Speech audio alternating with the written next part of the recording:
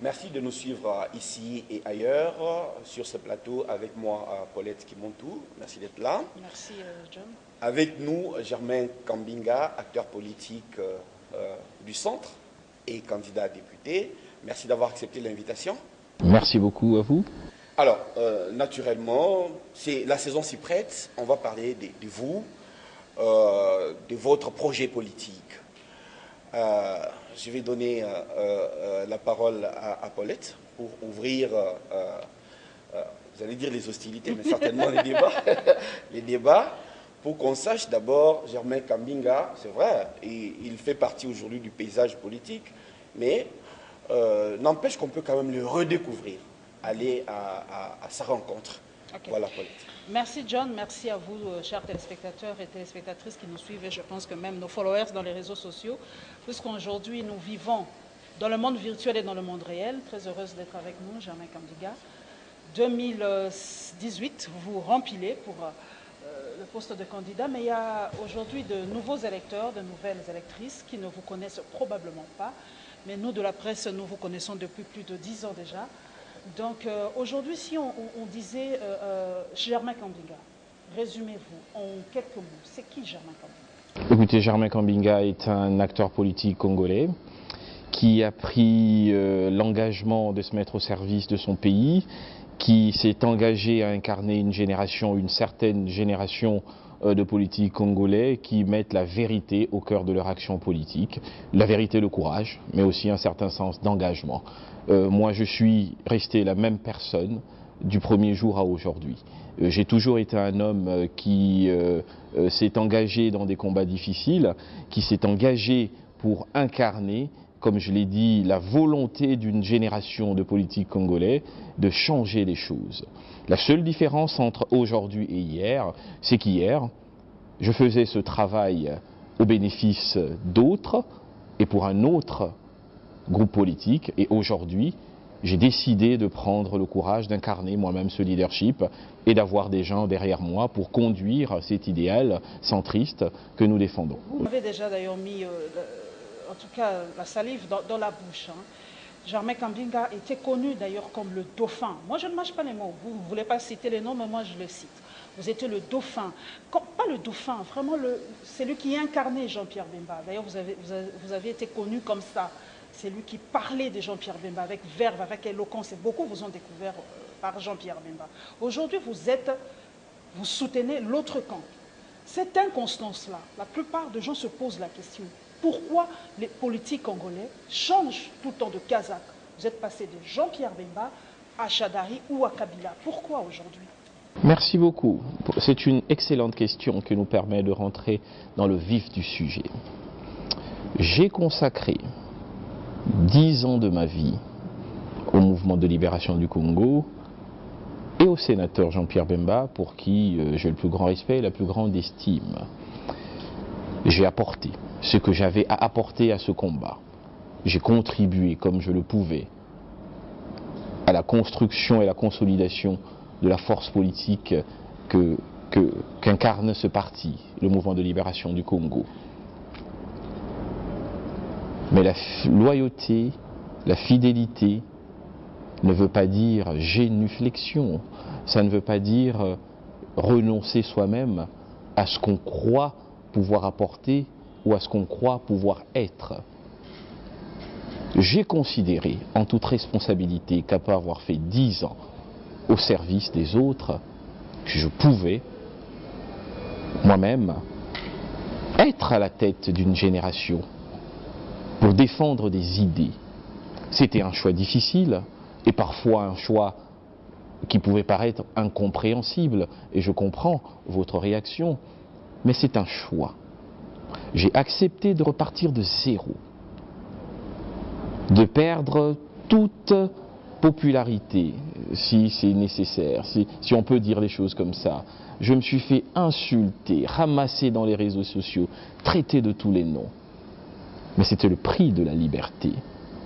C'était le prix à payer pour Vous êtes libre aujourd'hui avec l'autre camp? Je suis un homme libre parce que je dirige moi-même mon groupe politique et les engagements que je prends, ce ne sont pas des engagements d'intégration, ce sont des engagements de coopération.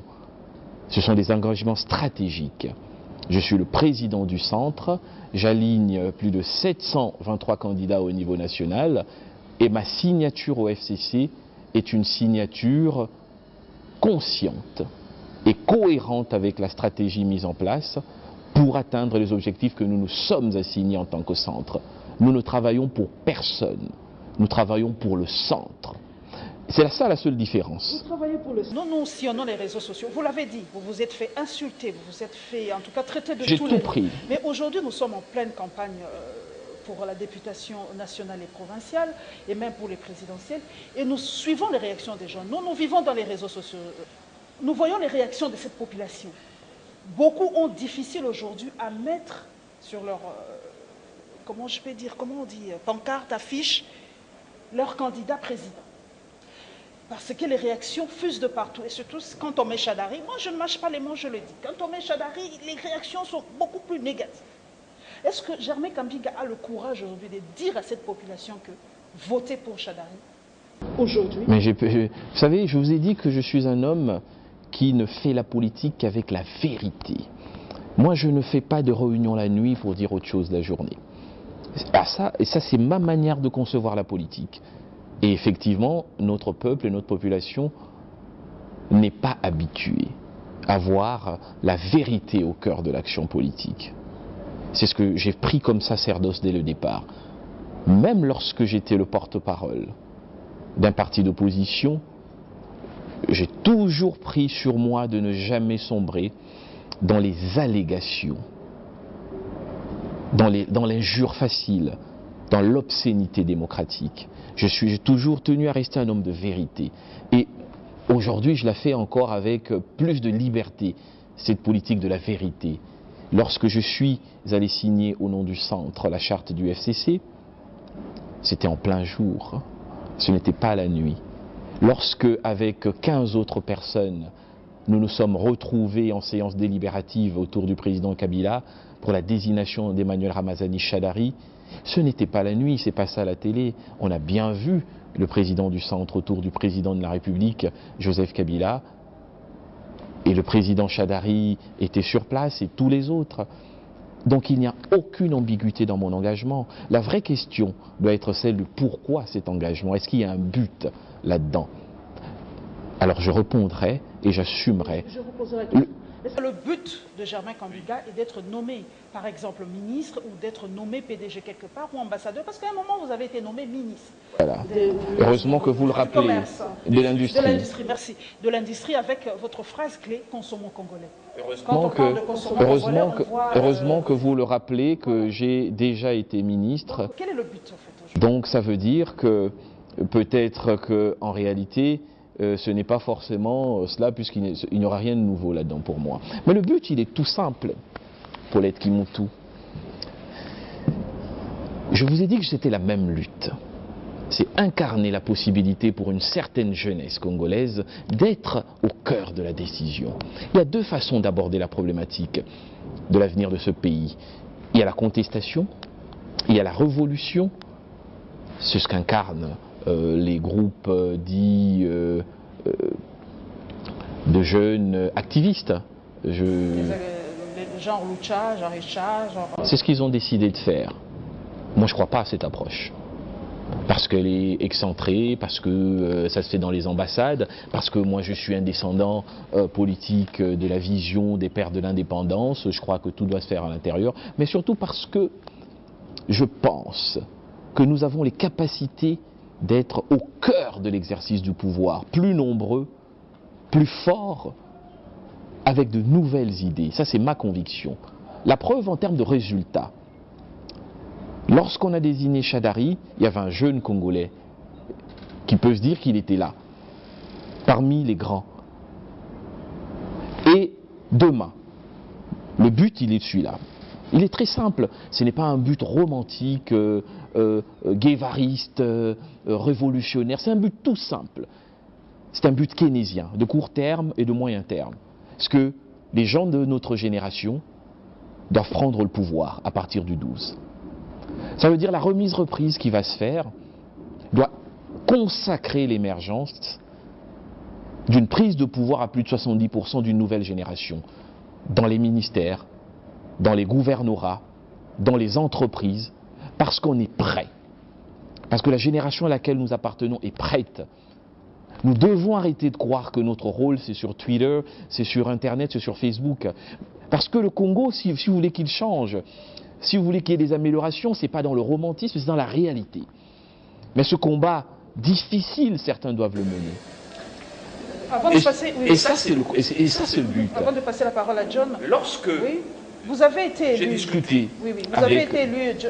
Je vous en prie. Vous avez été élu meilleur, un des meilleurs en 2011. Oui. Sous la belle de Jean-Pierre Bemba et du MLC. Absolument. Vous saviez bien que Kinshasa, et vous le savez, Kinshasa est le bastion de l'opposition aujourd'hui. Vous êtes candidat dans la circonscription qu'on appelle circonscription de la mort, Lukunga.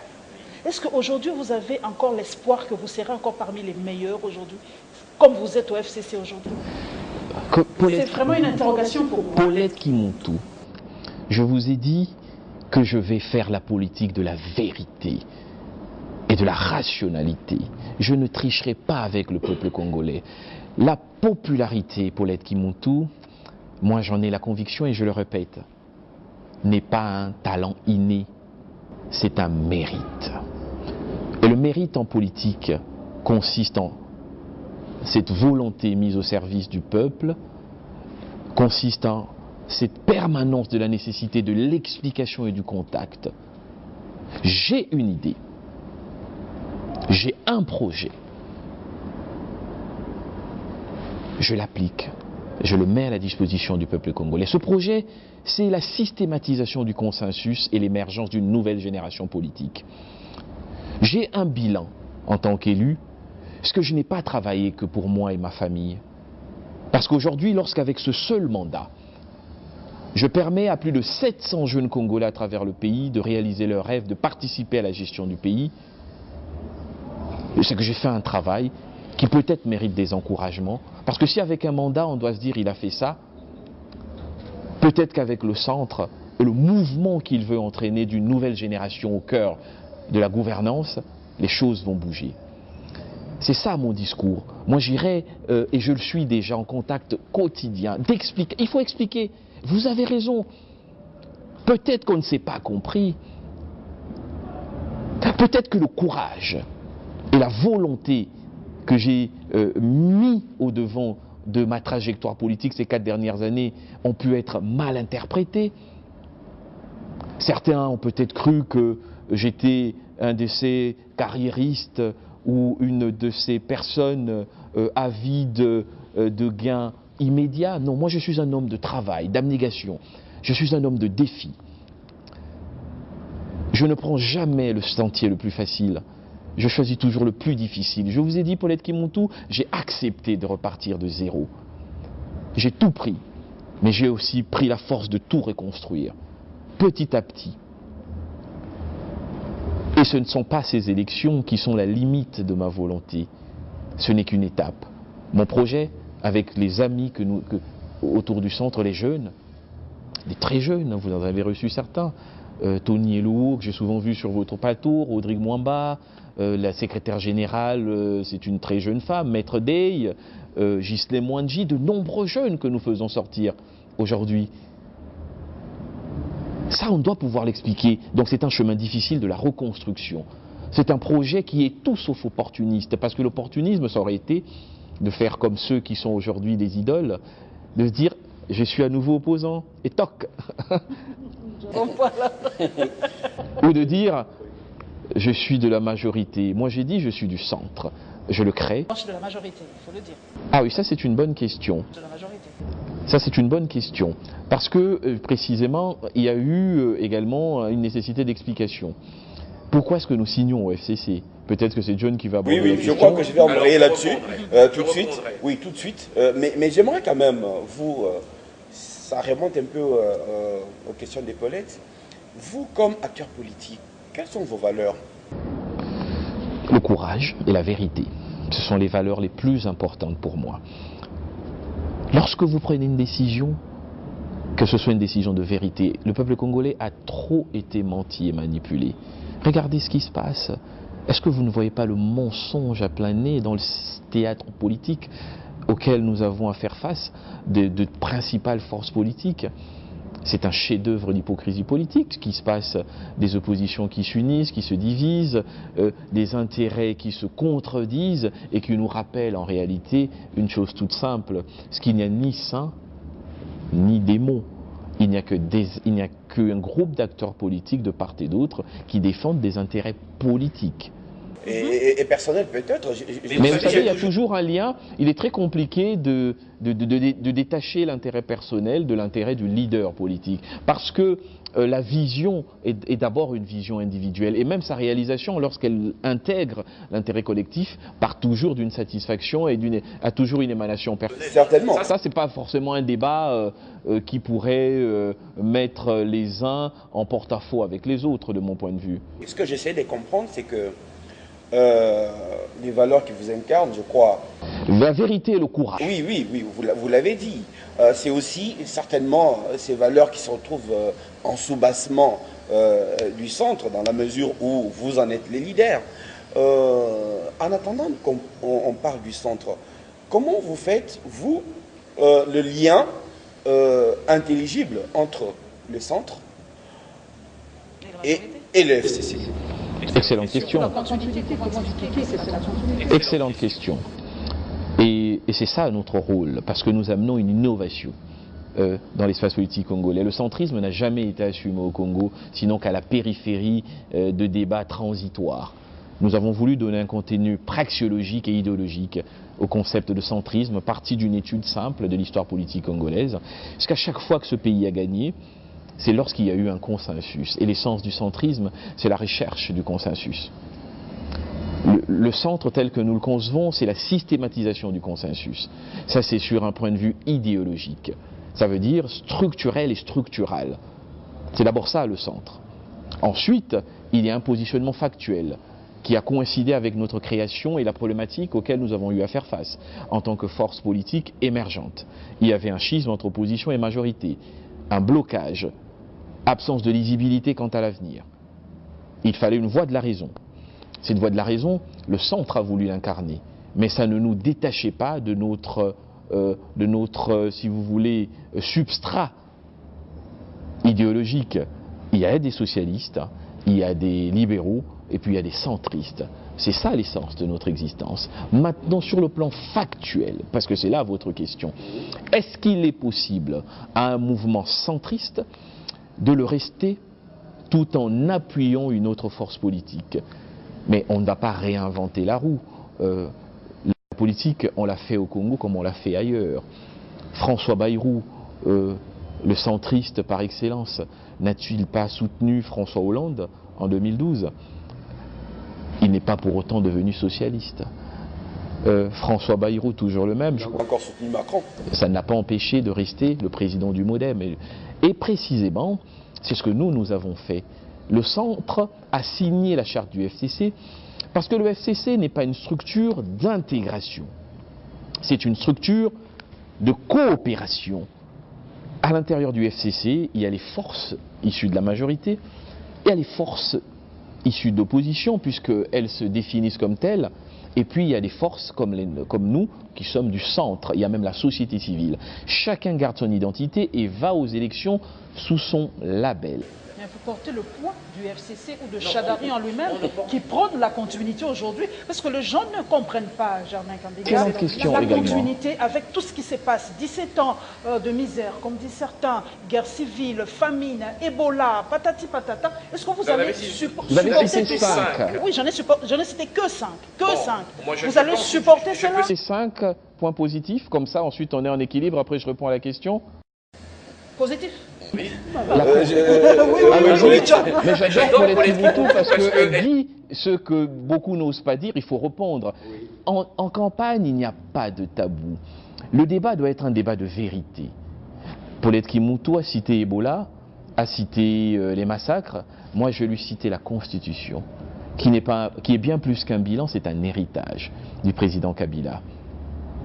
Sous d'autres cieux, les pères de la Constitution sont sacralisés.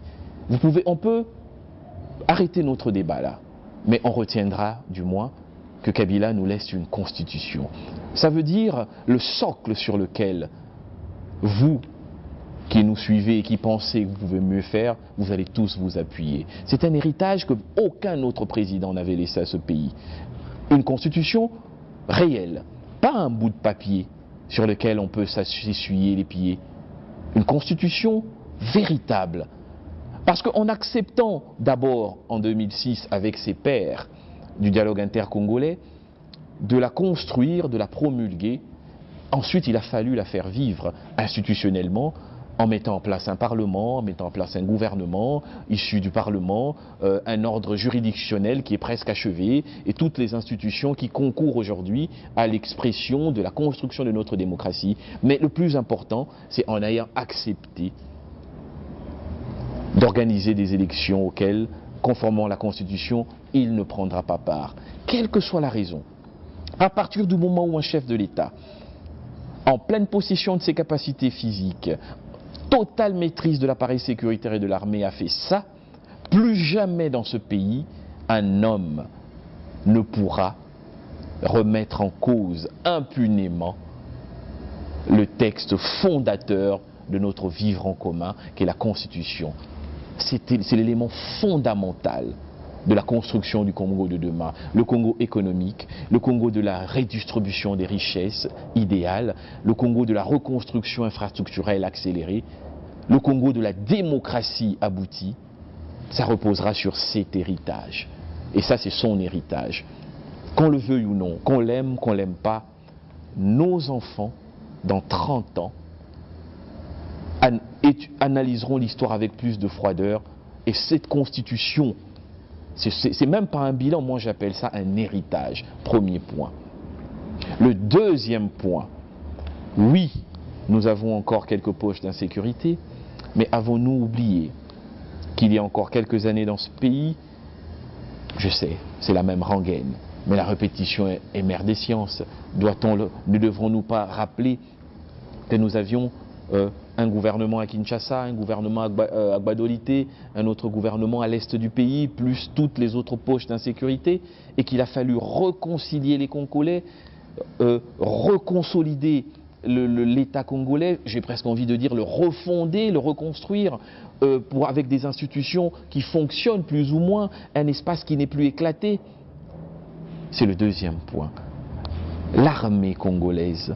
N'est-ce pas un plaisir pour nous aujourd'hui de constater que nous sommes en phase de la mise en place de l'armée que notre pays mérite? Lorsqu'aujourd'hui des organismes indépendants nous rappellent que nous avons la 10e armée d'Afrique, je pense que ce sont des choses qu'il faut pouvoir intégrer.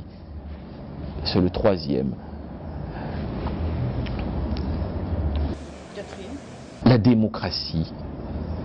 La démocratie. Paulette Mikimoto. Nous avons eu nos premières élections en 2006. Jamais. Non, je pense que déjà, les pères de l'indépendance avaient déjà les premières élections démocratiques au suffrage universel direct pour le président de la République. C'est 2006 en République démocratique du Congo, 2011 ensuite, et nous allons vers le 3e cycle électoral. C'est ça le 4e point. Et ce n'est pas rien. Cet homme, il n'est pas parfait. J'ai été un de ses principaux, pas vilipendeurs. Je me rappelle, devoir de mémoire. Pas vilipendeur, critique, j'accepte. Moi, j'ai été un critique du président de la République et de sa gouvernance pendant certaines années. Ça, je l'assume.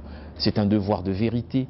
Mais j'ai également appris, peut-être avec le temps et la sagesse, à comprendre la complexité de la situation et à voir qu'au-delà des défauts, on peut voir des choses qui ont été faites. Je viens de vous parler de la démocratie qui nous semble une évidence. C'est extraordinaire de voir les joutes électorales telles qu'elles se structurent.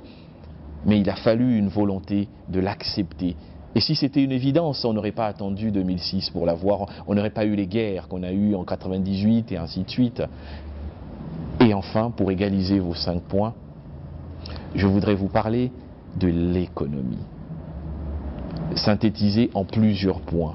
Le budget de l'État, toujours insuffisant, mais ayant progressé de 200 millions en 2001 à 5 milliards aujourd'hui. On a eu des pics de 7 milliards. Il y a quand même une évolution. Le PIB de la République démocratique du Congo est au-delà de 40 milliards. Il était de 7 milliards il y a une dizaine d'années. Le système bancaire congolais, Paulette Kimontou, il y a quelques années, pour ouvrir un compte, il fallait avoir un parrain et un dépôt minimum de 2000 $. Les fonctionnaires n'étaient pas bancarisés. Aujourd'hui, il y a des choses qui se font. J'aime bien le rappeler parce que j'ai vécu quelques années à l'extérieur et j'ai fait le choix de revenir et de participer à la construction de mon pays. Moi, je me souviens que les premières années, quand je suis revenu au Congo, il y a plus d'une dizaine d'années, les parents, quasiment dans toutes les familles, essayaient de vendre une parcelle pour envoyer un enfant à l'étranger. Il y avait des phénomènes qu'on appelait les ngoulous. Ça, c'est un souvenir. Mais aujourd'hui, dites-moi que vous ne connaissez pas quelqu'un, un ami, un cousin, un oncle, qui veut revenir au Congo pour investir. Est-ce qu'il n'y a pas une génération qui se bat pour revenir au Congo? Moi, je vois, il y a un festival, si j'en parle, ça va peut-être faire de la pub, des hommes d'affaires. Moi, je suis ça de loin, mais je suivais ça de près quand j'étais ministre de l'Industrie. Je peux citer? Oui, allez-y. C'est la preuve, Allez-y. le Makutano. Oui, Makutano. Voilà. Mais c'est qui ces entrepreneurs? Pour l'essentiel, vous allez vous rendre compte que c'est souvent de jeunes Congolais qui étaient à l'étranger et qui sont venus créer leurs entreprises. Je ne fais pas de la récupération, je fais un constat. Ça veut dire que même en termes d'amélioration du climat des affaires, l'adhésion à l'OADA, l'installation d'un certain nombre de juridictions, du droit commercial, ainsi de suite, il y a eu des évolutions. Donc, tout n'a pas été fait, mais il y a eu des choses qui ont été faites. Et maintenant, parlons de cette question de continuité. Moi, je vais avoir un discours iconoclaste une fois de plus. Moi, je ne sais pas c'est quoi le discours officiel du FCC. J'en suis pas le porte-parole, ni du candidat, ni du président Kabila, mais je suis un homme libre. Moi, je ne crois pas à la continuité en politique. Ça n'existe pas. De manière conceptuelle ou factuelle. Bon, arrêtons-nous sur des faits. À où avez-vous vu une continuité? Ça existe dans l'histoire des nations? Joseph Kabila qui remplace son père, vous pensez que c'est de la continuité? Vous avez un homme qui était un nationaliste auto-centré et vous avez un autre qui est un nationaliste d'ouverture. Le seul lien qu'il y a entre les deux, c'est une filiation idéologique. Vous avez Ali Ben Bongo qui remplace son père à travers une élection. Vous croyez qu'il y a eu une continuité dans la manière de faire les choses? Il y a une filiation idéologique. Vous avez Raoul Castro qui remplace Fidel Castro. Mais vous aurez pu aider les membres du FCC à ne pas mettre ce mot continuité dans leur... Non, je ne sais pas s'il y a ce mot continuité. Mais ce que je sais... Mais alors, c'est certainement une continuité idéologique. Certainement. Ce n'est pas une continuité systémique. Ce n'est pas vrai. Parce que Joseph Kabila est un homme, moi je l'analyse comme analyste extérieur qui veut s'inscrire dans l'histoire. Sinon à 47 ans, on ne laisse pas le pouvoir en Afrique centrale. Oui. On peut revenir un peu au centre parce que là on est parti. J'essaye d'expliquer les fondements de... Moi ce que je voudrais comprendre avec vous, c'est comment le centre, jeune structure ou plateforme politique ou mouvement, je ne sais pas, s'est retrouvé en acquaintance avec un porteur ou des porteurs d'un bilan qui est quand même socialement problématique. Je vais donner mon point de vue. Oui, vous avez enjolivé un peu. Non, j'ai donné un point de vue. Quand vous donnez... Parce que moi je me situe du point de vue de votre électeur. Voilà, Germain Kambinga. Vous pensez aimer mon électorat plus que moi qui suis... Je n'en sais rien, c'est peut-être à vous de nous le dire. Hein. L'électeur aurait voulu vous prendre, vous, à part entière, parce que vous nous avez convaincu que... Enfin, vous avez donné votre explication, comment vous en êtes parti du MLC au centre. Ok, d'accord, on vous le concède. Et qu'est-ce que vous obligez aujourd'hui à prendre... oui. Qu'est-ce que vous obligez aujourd'hui à prendre le fardeau de 17 ans, des problèmes sociaux non résolus. Mais non, parce que déjà, d'un point de vue conceptuel, il y a une éducation citoyenne qu'il faut faire. C'est ce que j'essaye de faire. C'est ce que j'ai essayé de faire pour que les uns et les autres comprennent les nuances. Lorsque George Bush remplace Ronald Reagan, ils sont du même parti. Lorsque Sarkozy remplace Jacques Chirac, ils sont du même parti. Mais qu'est-ce que vous n'arrivez pas à comprendre? Le président Kabila a fait sa part dans l'histoire de notre pays. Il a accompli des choses et j'ai pu les citer. Pour ma part, il a mis les fondations qui permettront aujourd'hui au prochain président de la République, Chadari ou un autre, n'aura plus à faire face à un espace éclaté, n'aura plus à faire face à une absence, à une faiblesse de notre Constitution, n'aura plus à faire face à un cadre macroéconomique dévoyé, n'aura plus à faire face à un système de gestion militaire personnalisé. Donc, quel que soit le président qui va arriver, il trouvera un terreau fertile pour faire entrer la République démocratique du Congo de plein pied dans la Troisième République. Donc, moi, je n'adhère pas au FCC dans le but de porter un bilan, mais je défends une histoire à laquelle je crois et une reconnaissance que je trouve méritée. Mais ce qui est plus important, c'est que je défends une espérance. L'espérance de voir la République démocratique du Congo assister pour la première fois à un passage civilisé de témoins entre un président sortant et un président entrant. Et j'ai cette volonté en tant que groupe politique de participer à l'écriture de cette histoire comme acteur et non pas comme spectateur. Donc au moment où nous entrons... Vos ambitions personnelles, donc, on va dire... Je qui est une métonymie pour parler du centre. Le centre, justement, a pour devise, si je ne me trompe pas, les peuples et au centre, je crois. Oui, donc j'espère que vous avez compris, quand je dis le jeu, c'est une métonymie, c'est une figure de style pour parler du centre. On peut parler le tout pour parler de la partie, ou la partie pour parler du tout. Oui, oui, bien. Donc c'est ça l'idée. C'est pour dire, parce que votre question, elle est personnelle, puisqu'elle parle du centre. Elle dit pourquoi le centre signe. Et j'essaye d'expliquer pourquoi le centre signe. J'étais en train d'y arriver. Le centre signe parce que le centre veut être acteur dans l'écriture de l'histoire, puisque vous voulez que je parle... Le centre, c'est les milliers de jeunes Congolais qui sont avec nous à Kinshasa, à Goma, à Boma, à Kasumbalesa et partout où on a des cadres et des militants. On veut être dans l'écriture de cette histoire. C'est notre ambition. Donc lorsqu'il s'est agi de faire un choix stratégique après avoir constaté effectivement que les élections étaient inéluctables pour cette année, nous avons analysé l'espace politique. Nous avions d'un côté un groupe politique qui, visiblement, ne savait pas ce qu'il voulait. On ne savait pas s'ils allaient participer aux élections, souvenez-vous. Parce que l'actualité évolue, mais vous êtes une spécialiste de la twittosphère.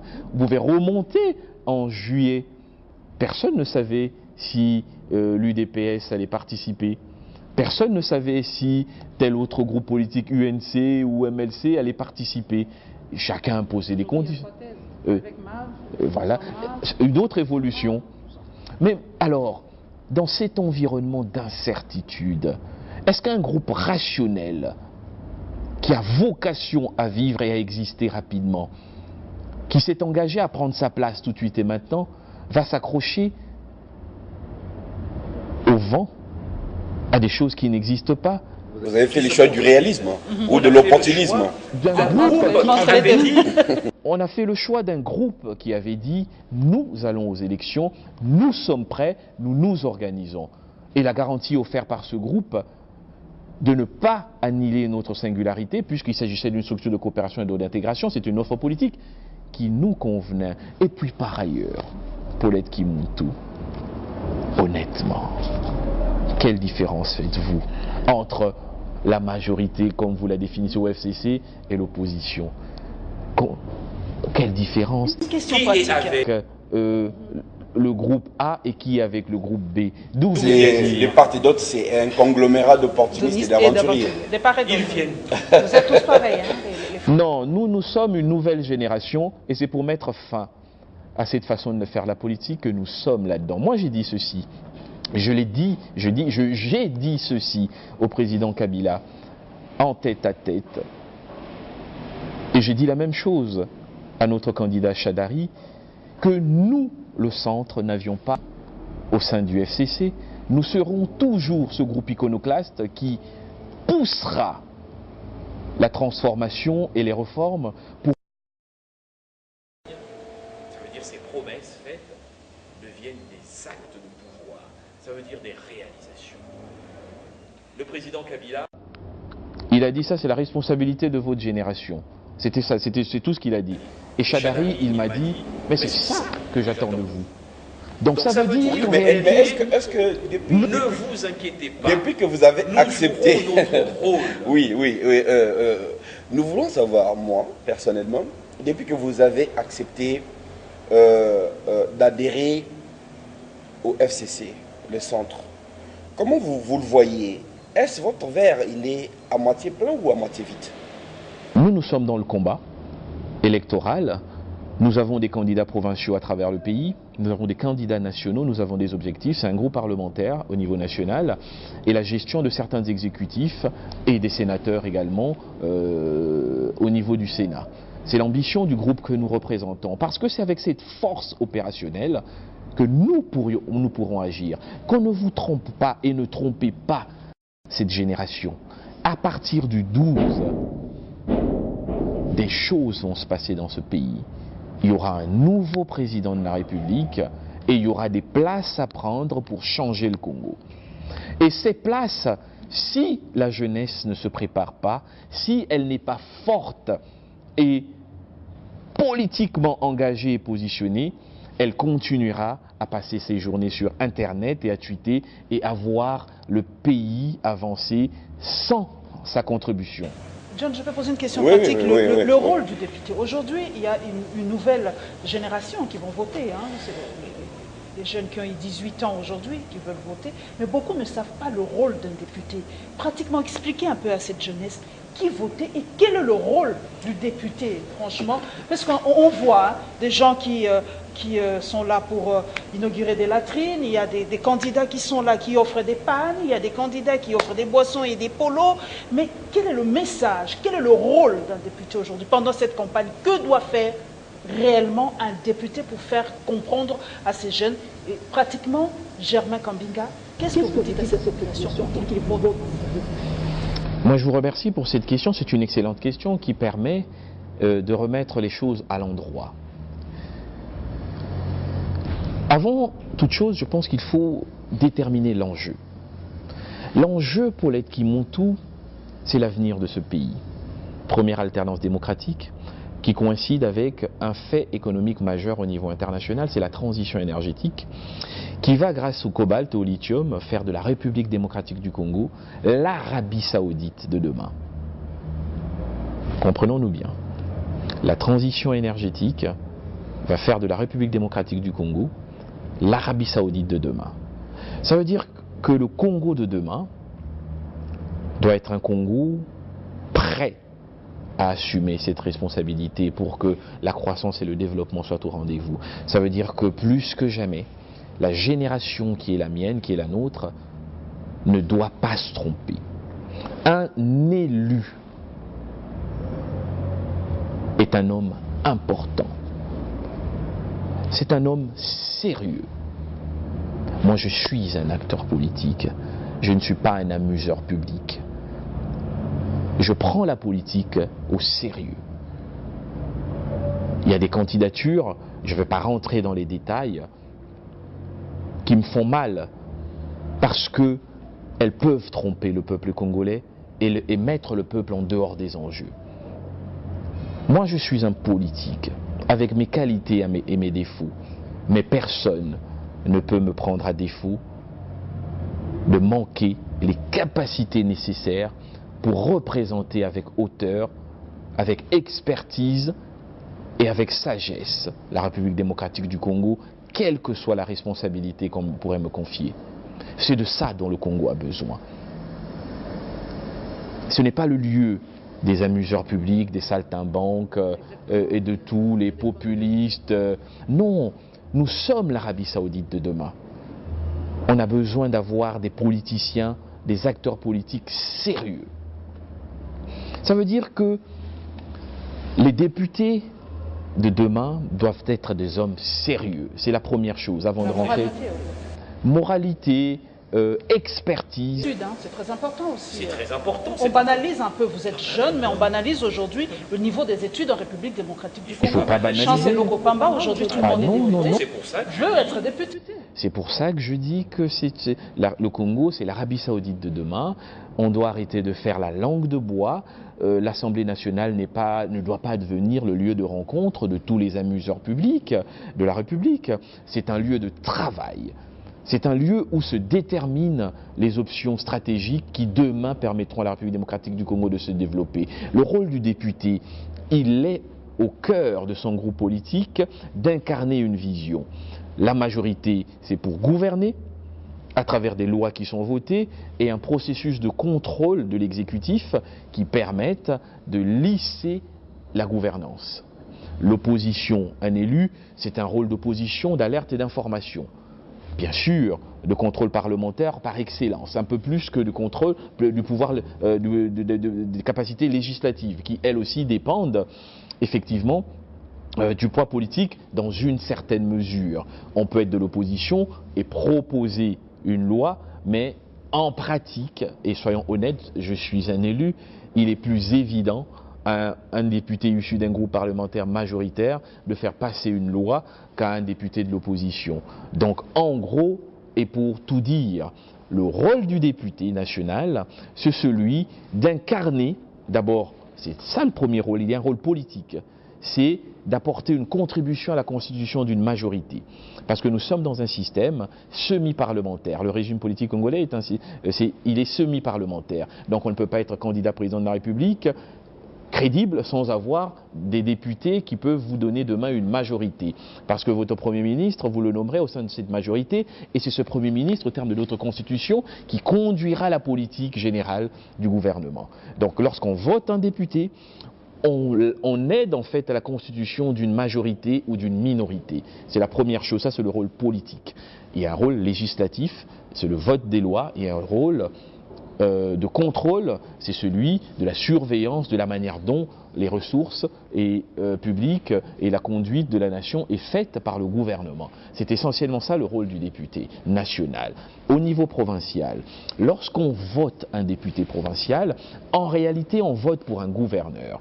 Parce que le député provincial individuellement, s'il n'intègre pas une majorité pour élire un gouverneur, n'aura pas de pouvoir. Ceux qui promettent des routes, qui promettent des soins de santé, en fait ce sont des affabulateurs.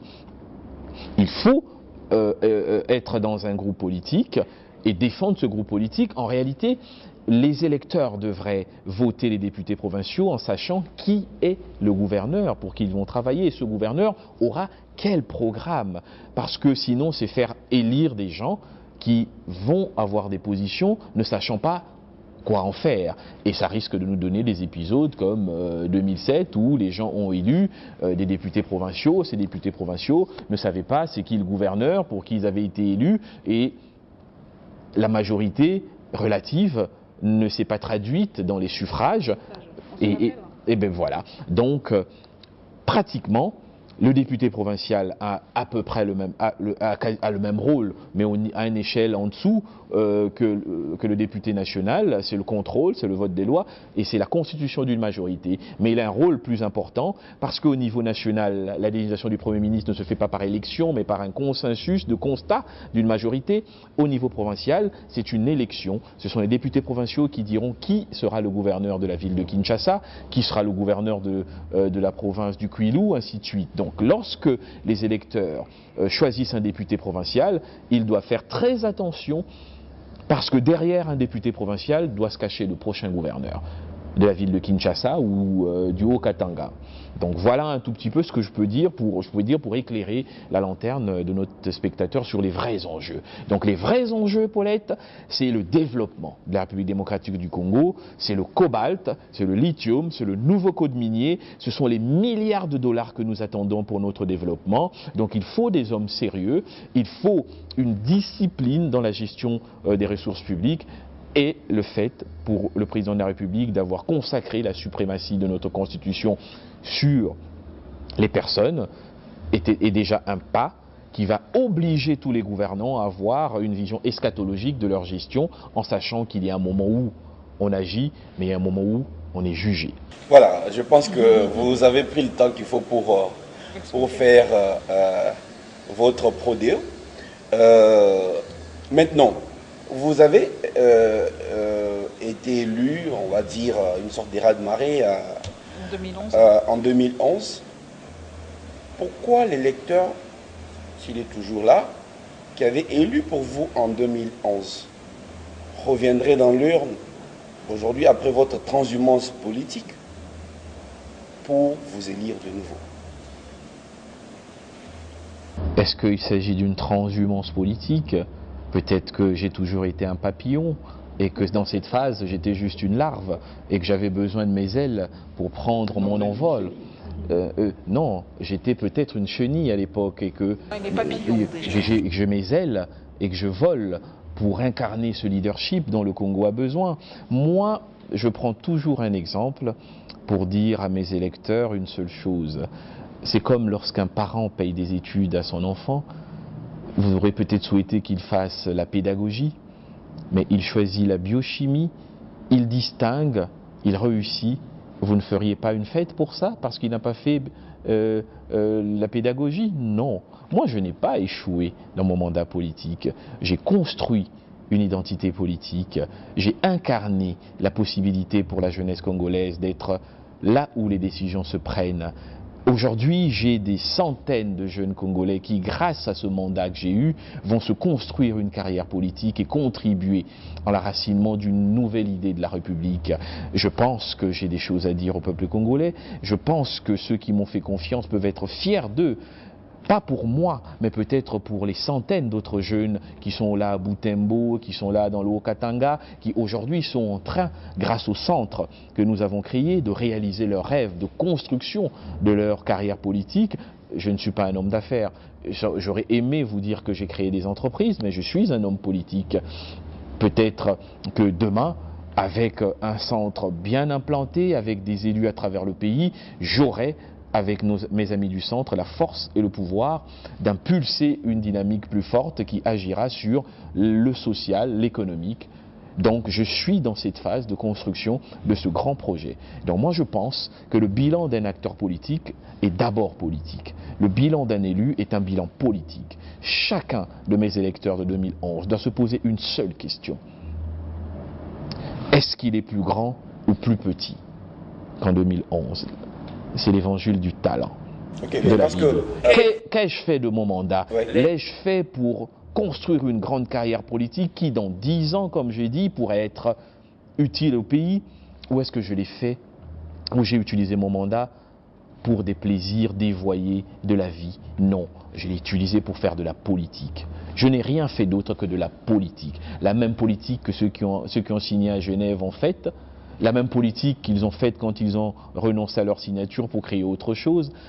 La même signature que certains qui étaient de la majorité font en allant aujourd'hui dans l'opposition, c'est de la politique. Nous faisons tous de la politique. Je voudrais simplement la seule chose vous signaler aussi que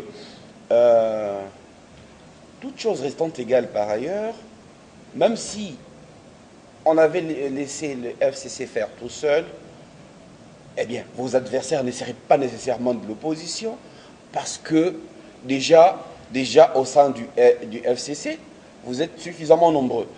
Alors, comment faire la part des choses? Parce que vous êtes dans ce qu'on appelle ici à Kinshasa les poules de la mort. Lukunga a plus de 500 et 640 et quelques pour 14 sièges. Donc, c'est pourquoi je disais que même si on laissait les FCC faire, eh bien, vous ne serez plus nombreux que le siège. Mais je suis d'accord. Oui. Mais moi, je ne viens avec aucune prétention. J'ai juste mon courage et ma vérité comme arme. Je ne suppose pas que le peuple m'appartient. Je ne crois pas que la popularité est un talent inné. Je vous ai dit que c'était un mérite. Je travaille chaque jour à convaincre les gens. Depuis 2 ans, je rencontre des Congolais. Ceux qui veulent m'écouter m'écoutent. Ceux qui veulent des explications. Je prends toujours le temps. Pour moi, il n'y a pas un Congolais moins important qu'un autre. Il y a des moments où je prends 1 heure avec une vieille maman du marché qui veut comprendre. Je lui explique ce que je fais. Je lui explique où je vais. Et je lui demande de me faire confiance. Parce que ma trajectoire est une trajectoire qui servira le Congo. Nous ne sommes pas nombreux dans ma génération. J'ai construit une identité et un parcours politique grâce à eux. Ils ne vont pas à chaque fois réinvestir, qu'ils laissent cet investissement arriver à maturité et qu'ils jugent de la pertinence du choix que j'ai opéré et des stratégies que j'ai mis en place sur des résultats. J'explique ce que je fais, j'explique où je veux arriver. Alors ça, c'est un travail de tous les jours. Rencontrer les gens, leur expliquer, sans prétention. Moi, je ne suis pas un homme qui croit que indéfiniment le peuple l'aimera, il est populaire, quelles que soient les erreurs. Je suis un homme qui me met à la place du peuple, qui se met à la place du peuple, qui dit « ils sont comme moi ». Ils ont besoin de comprendre. S'ils ne comprennent pas, ils peuvent s'énerver. Combien de fois n'ai-je pas pris moi-même le temps d'échanger sur Internet, prendre un rendez-vous avec quelqu'un que je ne connais pas pour le lui expliquer? Parce que je pense que c'est ça le rôle d'un homme politique, avant tout. Ce n'est pas de faire croire qu'on est ami intime, à un saint ou au pape ou je sais pas quoi, que nous on fait jamais de péché, on est parfait. On met en place des idées et des stratégies politiques parce qu'on est des acteurs politiques avec un objectif qui est lui politique. C'est comment est-ce qu'on s'organise pour que nos idées triomphent dans l'opinion et dans l'exercice du pouvoir. Et ces stratégies, parfois, elles ne sont pas comprises, alors notre devoir c'est de les expliquer. Et ce n'est qu'à cette seule condition qu'on peut espérer avoir la confiance des gens. Et c'est ce que je fais. Ouais, est-ce que je vais y arriver? Oui, Paulette va poser la dernière question. Paulette pose la dernière question et puis on termine l'émission. Nous n'allons pas terminer cette émission, John, sans parler de la MAV, évidemment. Parce qu'aujourd'hui, beaucoup de gens se posent la question par rapport à cette machine. Il y a des candidats qui disent, dès que vous arrivez là-bas, prenez un bout de papier, écrivez et votez. Il y en a qui disent, nous allons voter avec cette machine. Beaucoup de choses se disent autour de cette machine à voter. D'ailleurs, Corneille Nangaa l'a dit, dès le 25, les premières estimations seront connues. Donc les gens se disent, est-ce que cette machine est vraiment quelque chose d'extraordinaire? Vous, en tant que celui qui veut qu'on vote pour lui, que dites-vous par rapport à cette machine? C'est vraiment la solution clé pour les élections en RDC? D'abord, il y a un constat de mensonge et il faut arrêter. Est-ce que la machine à voter a été commandée il y a 1 semaine? Ça va faire bientôt 1 an que cette machine est commandée. Mais ils ont déposé leur candidature. Des candidatures payantes. 100 000 $, 1 000 $. Parfois, certains groupes politiques en ont 5 000. Mais ils l'ont fait en sachant que la machine avait été budgétisée, achetée et qu'elle est en production.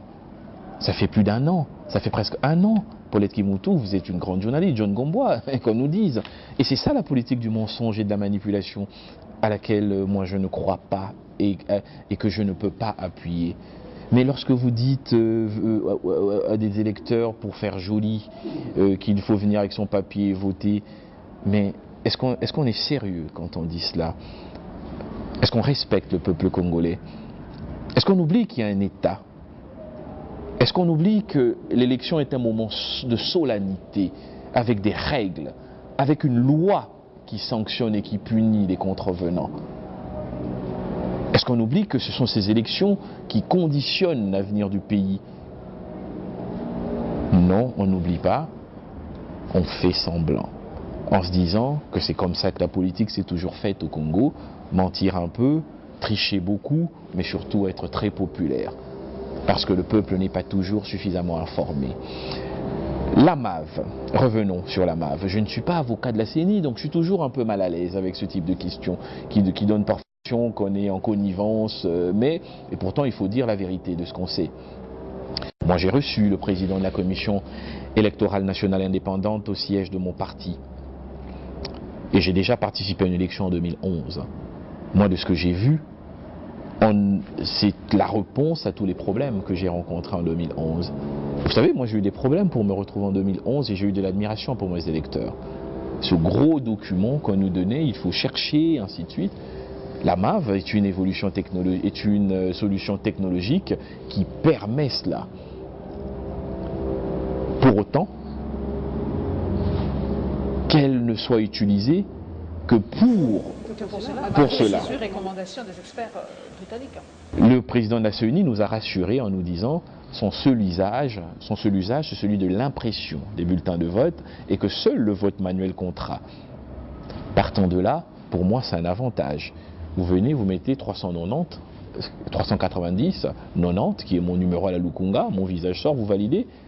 Le ticket sort, vous votez, la maman elle a résolu son problème. Parce qu'en plus, même si elle ne sait pas lire ni utiliser la machine, c'est organisé, c'était comme pour l'époque. Les mamans qui ne savaient pas lire étaient aidées. Et là c'est encore mieux parce que mon visage va apparaître en grand sur l'écran. Et on appuie le vert, le ticket sort, il y a encore mon visage sur le bulletin de vote. Et c'est ce visage qu'elles mettent. Et la comptabilité, c'est celle de ce bulletin de vote. Ce n'est pas ce qu'il y a dans la machine, et c'est bien précisé. Donc, si c'est cela, moi je ne vois pas le problème. Donc vous invitez vos électeurs. Mais hier encore, je vais vous étonner, j'ai été surpris de l'acuité du savoir des gens les plus simples parfois. J'ai eu ce débat avec des mamans du marché de Kitambo. Pour vous dire à quel point le peuple est attentif.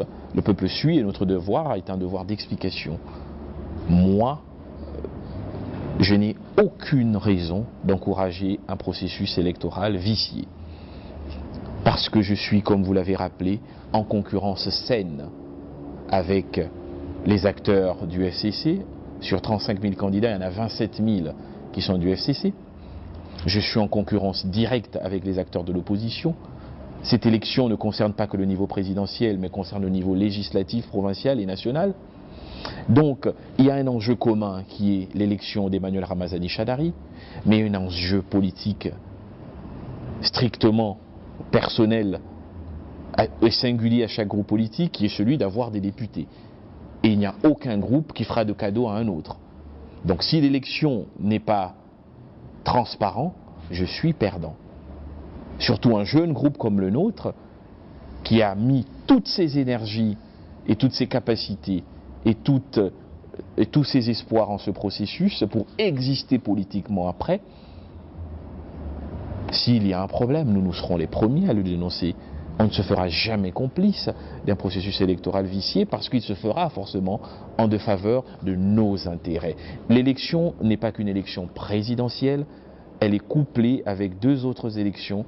Elles sont, législatives et provinciales. Donc si elles sont viciées à un niveau, le vice descendra jusqu'en bas. Donc voilà pourquoi nous pensons qu'en l'état actuel des choses et de notre connaissance du processus, il n'y a aucune raison de s'en alarmer.